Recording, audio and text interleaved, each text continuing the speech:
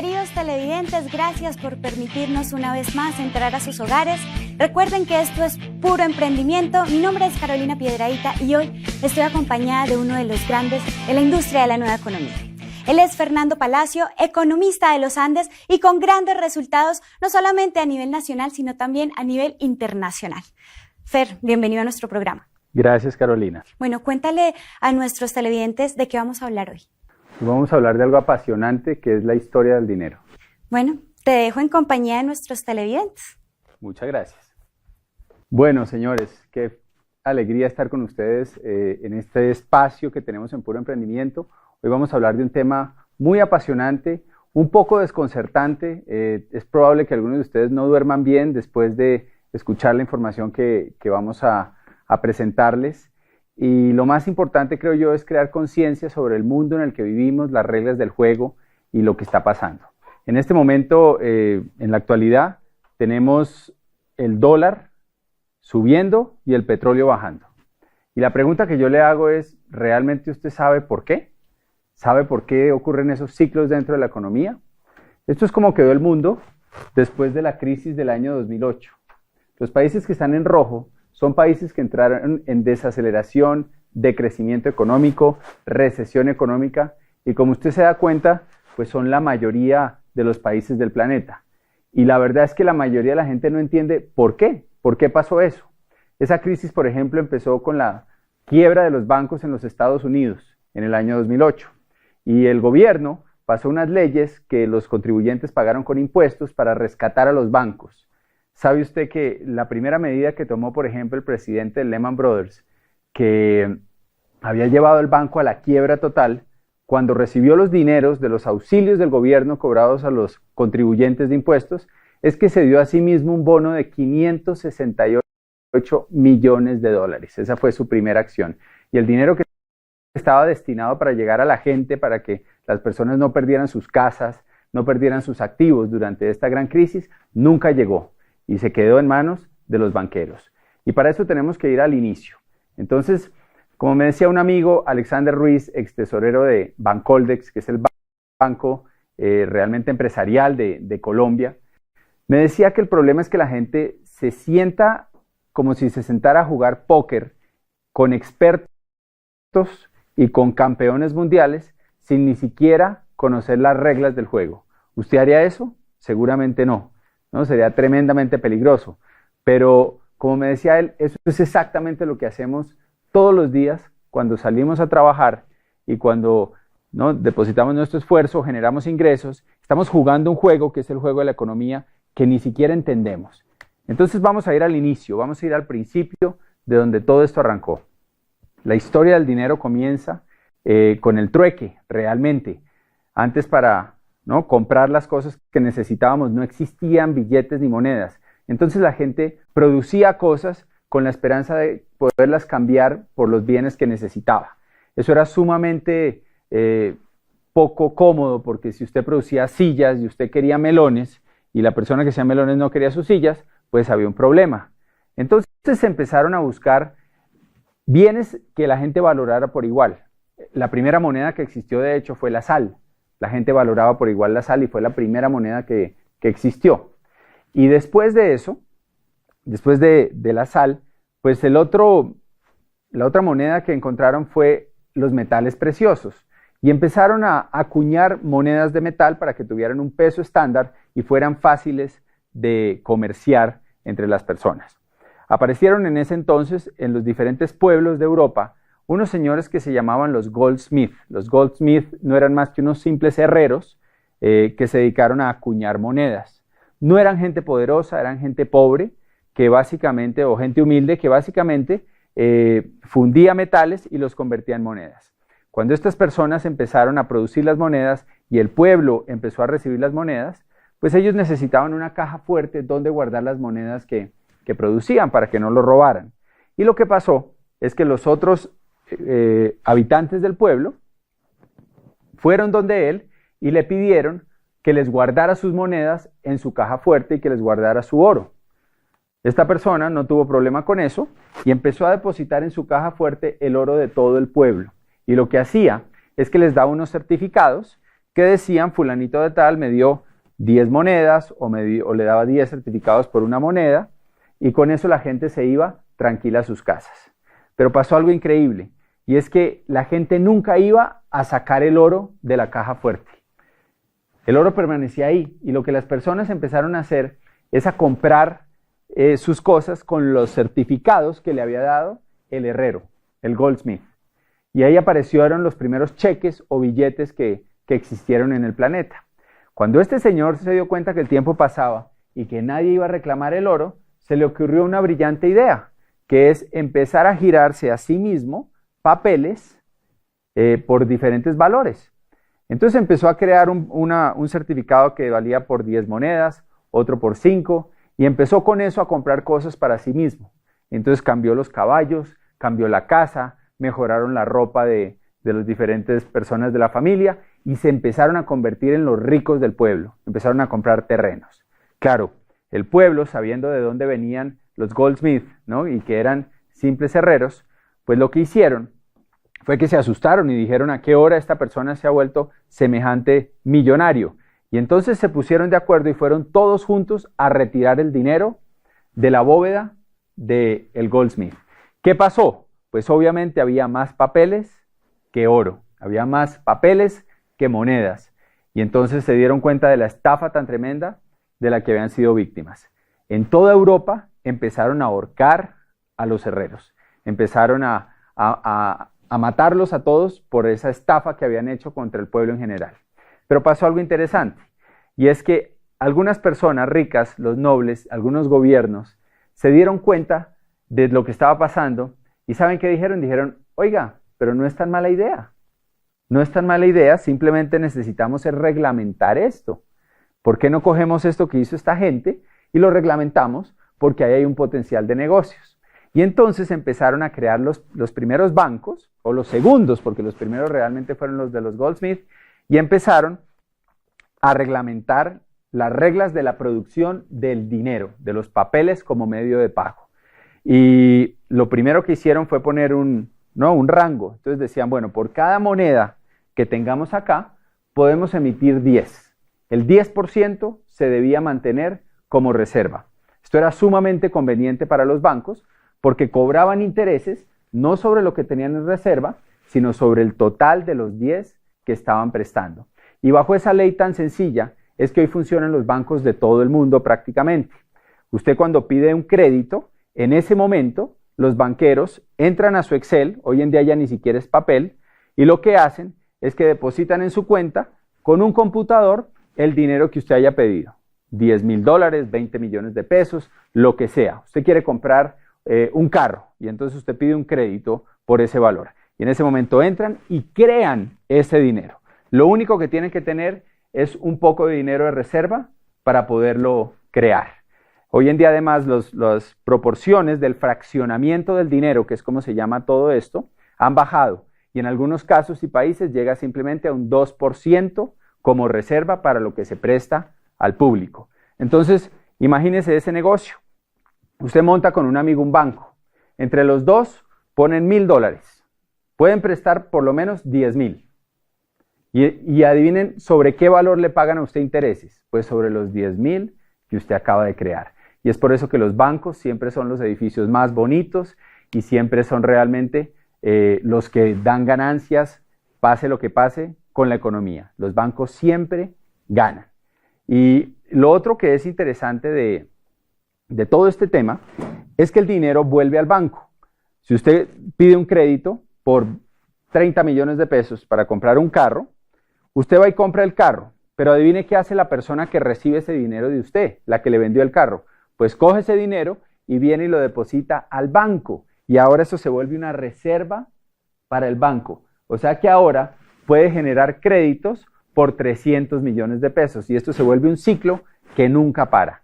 Y el resultado de eso es que cada vez hay más dinero, más dinero, más dinero en la economía. Y lo que eso nos ocasiona a todos se llama inflación. No sé si usted se ha puesto a pensar, pero piense cuánto podía costar una caja de leche en 1975. Tal vez centavos. ¿Cuánto vale hoy en día una caja de leche? Cientos de veces eso. Y mi pregunta es ¿por qué? ¿Acaso la leche se volvió más costosa de producir? ¿Hay menos vacas? ¿Acaso el proceso, ¿no? Generó más, ¿no?, más mano de obra? Y la respuesta obviamente es que no. Cada vez es más fácil y más barato producir leche. Sin embargo, el precio sigue aumentando a medidas exorbitantes. Y eso se llama inflación y eso es un costo para todos nosotros. Lo otro que esto genera son impuestos, porque para poder pagar los distintos proyectos que generan el gobierno y sobre todo para poder pagar la deuda que los gobiernos hoy en día están generando debido a que están en crisis, pues lo que están haciendo es que se están endeudando. Los gobiernos están pidiendo créditos a los bancos centrales y deben pagar intereses altísimos sobre esos créditos, sobre grandes sumas de dinero, y eso siempre resulta en mayores impuestos para la población. Una persona que tenía una propiedad hace unos años, esa propiedad tenía un valor, vamos a decir que costaba en los años 90, un apartamento podía costar 40 millones de pesos. Ese mismo apartamento hoy puede costar 200 o 250 millones.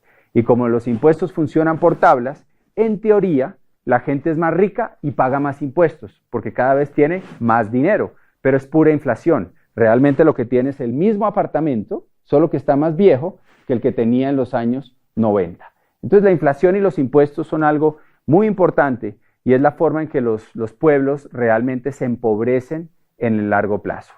Este tema de los bancos viene de toda la historia y hay algo que es todavía mucho más crítico, que es cómo fueron creados inicialmente los bancos centrales, que son los que manejan las reservas, que manejan todos los otros bancos, y los que manejan las emisiones de los billetes a nivel mundial. El primer banco central que existió fue en Inglaterra, se llamaba el Bank of England. Le pusieron ese nombre porque querían que el pueblo de Inglaterra pensara que era un banco realmente del pueblo, que era de ellos, que era un banco popular del gobierno. Pero la realidad es que no fue así. Era un banco de algunas pocas familias y era un banco privado. El primer banco central que existió para emitir billetes era un banco totalmente privado. Y lo que pasó es que cuando llegaron los ingleses a Estados Unidos, establecieron exactamente el mismo sistema. Las mismas familias europeas, multimillonarias, dueñas del Banco Central de Inglaterra, montaron o insistieron durante el tiempo en montar el Banco de la Reserva Federal de los Estados Unidos. Y ahí hay algo muy importante para todo el mundo. Nos afecta de una medida gigantesca ese simple hecho. Y se los voy a explicar con un poquito de historia. Anteriormente, como les contaba, los bancos tenían una reserva. Era en algo valioso, el oro, la plata. Con el tiempo, eso cambió. Después de la Segunda Guerra Mundial, necesitaban reconstruir Europa y se creó una reunión que se llamaba el Acuerdo de Bretton Woods, y en este acuerdo los países europeos acordaron eliminar el patrón oro, empezar a producir billetes. Y el acuerdo se basaba en que iban a seguir regidos por el dólar americano, el dólar de los Estados Unidos. ¿Por qué? Porque ese dólar todavía mantenía el patrón oro. Entonces, de cierta forma, seguían ligadas a algo real, a algo valioso. Eso fue un convenio que Estados Unidos aceptó, y aceptó volverse la moneda del planeta entero. Por eso hoy todo lo comparamos con dólares. Por eso hoy nos afecta tanto un alza del dólar como la que hemos tenido últimamente, y la gente pierde empleos y los importadores no les cambia el negocio y afecta el precio del petróleo. O sea, todo eso viene desde el acuerdo Bretton Woods en 1944. Pasó algo interesante. En 1971, Richard Nixon, presidente de los Estados Unidos, decide acabar con el patrón oro y dice: no, eso ya no es necesario. Rompe el acuerdo de Bretton Woods sin consultarle a nadie y decide que ahora el billete emitido por los diferentes bancos no va a estar respaldado por nada, simplemente va a ser papel, va a ser un pedazo de papel que la gente va a usar para cambiar. Anteriormente, si usted iba al banco con un billete, por ejemplo en Colombia decía pesos oro, pues a usted le daban una suma de oro por el valor de ese billete. Actualmente, el dinero es deuda, se crea cuando alguien pide una deuda, no tiene ningún respaldo y su único valor es el que le dan los habitantes los ciudadanos de un país basado en el gobierno, en la credibilidad que tiene ese gobierno. Y todo eso es muy importante porque si analizamos el tema, todas las economías del mundo están hoy atadas al dólar. Y lo más complicado del tema es que la Reserva Federal de los Estados Unidos no es ninguna reserva, ni tampoco es federal. No es del gobierno, es de unas cuantas familias poderosas que manejan la impresión y la creación de los dólares en toda la economía. ¿Cómo le parece eso? Imagínese uno tener el monopolio, el poder absoluto sobre un bien que todo el mundo quiere y que todo el mundo necesita.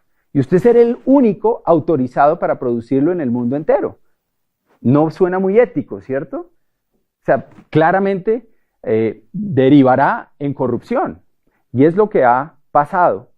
Y al ser ellos los dueños de la moneda, lo que ha pasado a través de la historia es que, bueno, vamos un poquito atrás, desde 1913 se establece la Reserva Federal de los Estados Unidos y desde entonces ellos manejan, imprimen y crean la oferta monetaria. Eso es, cuánto dinero hay en el mercado. Y lo que ha pasado es que las diferentes crisis, como la depresión de 1929, después hubo otra en el 1938, hubo otra en la guerra de Vietnam, hubo otra en la crisis con Irán, hubo otra en los años 90 y la última del 2008, todas se han creado porque la oferta monetaria aumenta, o sea, meten más billetes, bajan la tasa de interés para que todo el mundo pida créditos, aumenta los precios de las propiedades, entonces su apartamento, como usted cree, que ahora vale más porque se valorizó, realmente es inflación, entonces la gente siente que tiene más dinero y pide más créditos.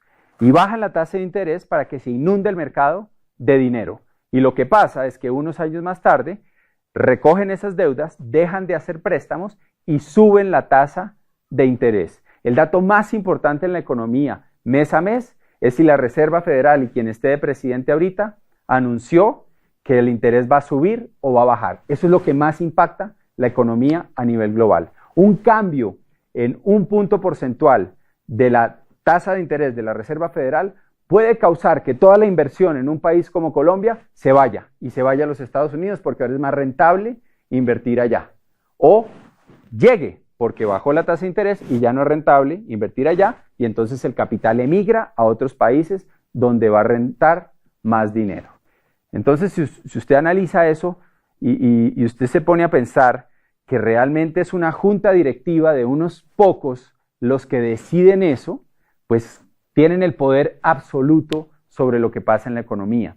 Y las crisis mundiales se han creado porque expanden y recogen la moneda.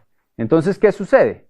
Pues en un momento de expansión, la gente toma créditos, le hace remodelaciones a la casa, compra carros, empieza, ¿no?, a comprar cosas que no necesita, cambia el televisor, cambia electrodomésticos, hace vacaciones, ¿no?, gasta dinero en vacaciones. Y en el momento en que la Fed sube la tasa de interés, recoge dinero, deja de pasar créditos, lo que pasa es que la gente pierde sus casas, entra en unas deudas que no puede pagar, ya no encuentra dinero que le presten y adivine qué pasa con los bancos. Terminan recogiendo por centavos todos esos activos que la gente compró durante el tiempo que tuvieron dinero.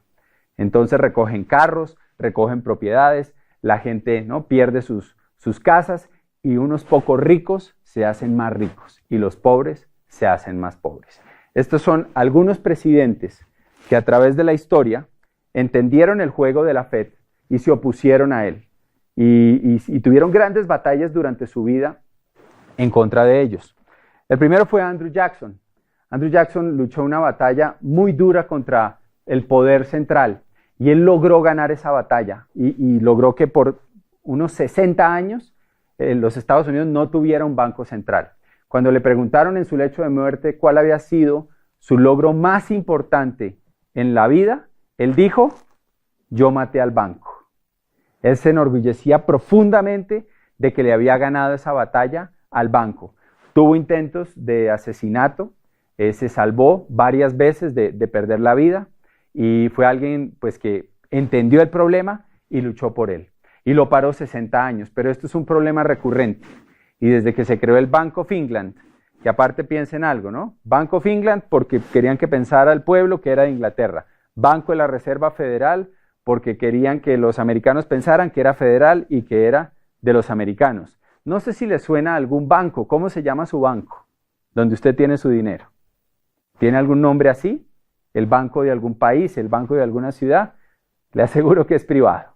Pero crean esa imagen para que tengamos confianza y simplemente les demos nuestro dinero pensando que las reglas que lo rigen son reglas aprobadas por todo. Este es otro presidente que muchos conocen, Abraham Lincoln. Abraham Lincoln ganó la guerra civil porque tomó la decisión de empezar a emitir billetes. Él, y esos billetes, hizo una emisión muy controlada que apenas cubría lo que la gente necesitaba para hacer sus intercambios. No creó ningún negocio, no había intereses altos por crear deuda con esto. Abraham Lincoln fue asesinado y su frase más importante en este tema es que le dimos al pueblo de esta república la mayor bendición que han tenido, la posibilidad de imprimir su propio dinero y de pagar sus propias deudas. Lincoln pensaba esto. Este es otro que muchos no han oído, Jefferson. Jefferson tuvo una batalla a muerte contra los bancos centrales y contra estas familias poderosas europeas que dominaban todo. Y vean lo que él decía. Creo que las instituciones bancarias son más peligrosas para la libertad que los ejércitos en armas. El poder de emitir dinero debe ser retirado de los bancos y regresado al pueblo a quien pertenece. Thomas Jefferson. Y pues que sí todos lo recordamos, John F. Kennedy. John F. Kennedy firmó un decreto que se llamaba la Orden Ejecutiva 1110, en la que volvía a establecer la plata, porque Estados Unidos era rico en plata, aún lo es, como la moneda para quitarle el poder a la Reserva Federal. Era una de las misiones que él tenía y también fue asesinado. Y su frase fue: un día después de que me haya ido, me recordarán y dirán, debimos haber abolido la Reserva Federal. Entonces, si se dan cuenta, esto es algo que es recurrente en la historia, que ha pasado una y otra vez. Tan solo unos años después de la muerte de Kennedy, es que Nixon pasa el decreto en que básicamente eliminan el patrón oro. Entonces, todo esto nos afecta tremendamente. ¿Y qué podemos hacer al respecto, ¿no? ¿Cómo nos podemos defender de todo esto? Pues, señores, lo más importante es que entendamos lo siguiente. Y lo que les voy a decir probablemente es un poco perturbador, pero es importante entenderlo si queremos salir a jugar póker en una economía que está plagada de expertos que quieren su dinero, que se lo quieren quitar de las manos. Y es entender el cuadrante del flujo del dinero. Hay 4 formas de ganar dinero: empleados, autoempleados o self-employed, dueños de negocio o business owners y inversionistas.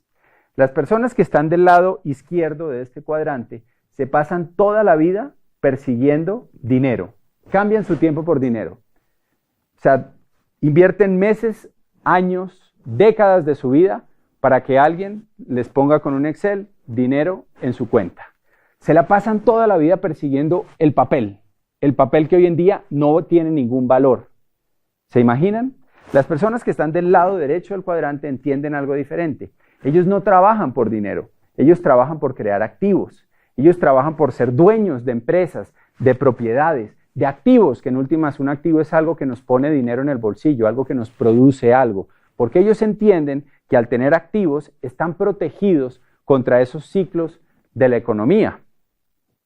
Lo más complicado de todo este tema es que ante un cambio grande en la economía, existe una hiperinflación, ¿no? Que eso es una inflación muy alta, y perdemos nuestra calidad de vida. Pongamos un ejemplo.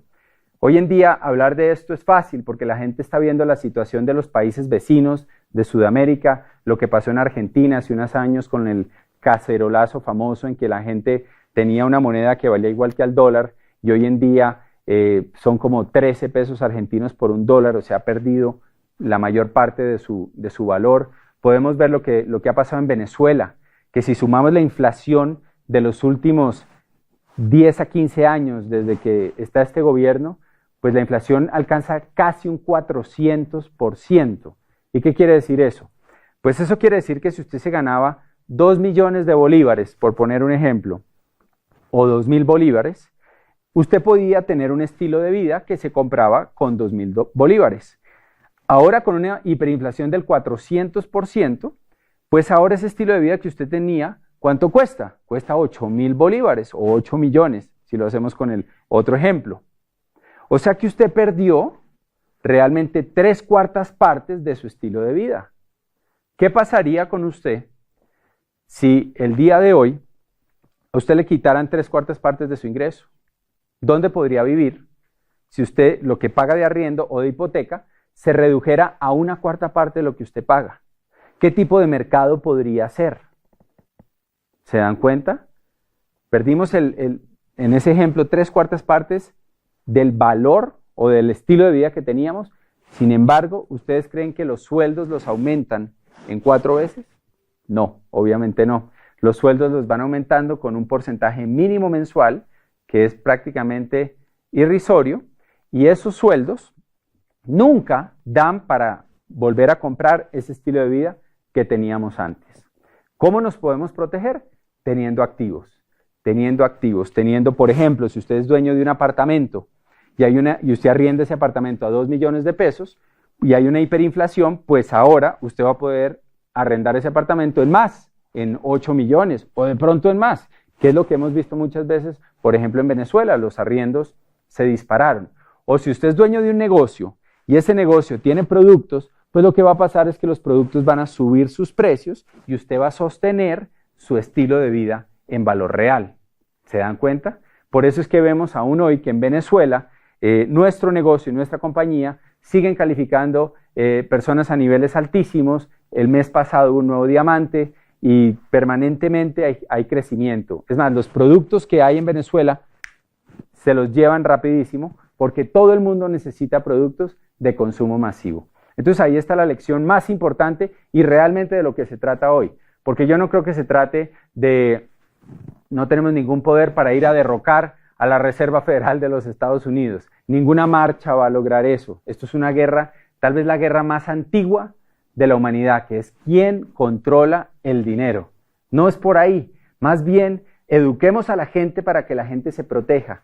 Y en vez de salir a perseguir un papel que en cualquier momento puede no valer nada, enseñemos y eduquemos a la gente a salir a trabajar por crear un activo, porque sean dueños de algo que los proteja ante estas situaciones. Entonces ya para terminar, yo les voy a mostrar algunas imágenes que son impactantes, pero que debemos ver para crear conciencia. Esto se llama la República Weimar. La República Weimar es Alemania después de la Primera Guerra Mundial. Hubo una hiperinflación tan grande que pasaban cosas como estas. Esto es una persona en su casa acumulando la cantidad de billetes que tenía. ¿Era muy rico? No, era pobre. Pero los billetes no valían nada, habían perdido todo su valor por un cambio en la economía, por una crisis. Esto es un señor empapelando la pared de su casa con billetes. ¿Por qué? Porque era más barato empapelar con billetes que salir a comprar papel para empapelar. Estos son niños construyendo castillos en la República Weimar con fajos de billete. Esto es un señor que iba a hacer mercado. Y estos son billetes de esa era. Y ustedes van a ver ahí un billete de 100 billones de marcos. Y ahí hay otro de 500 millones de marcos. Y eso no alcanzaba para comprar una bolsa de leche. ¿Se dan cuenta lo que estamos diciendo? Y tal vez la más impactante, que es esta. Un señor barriendo billetes en la calle, como si fuera basura. ¿Por qué? Porque se convirtió en basura. Usted se imagina lo triste que es uno trabajar toda su vida persiguiendo un papel, ¿no? Persiguiendo billetes, que es lo que la mayoría de la gente hace. El 96% de la población trabaja por ganar dinero. Y que en un momento dado, todo ese trabajo que usted hizo toda su vida se convierta en basura.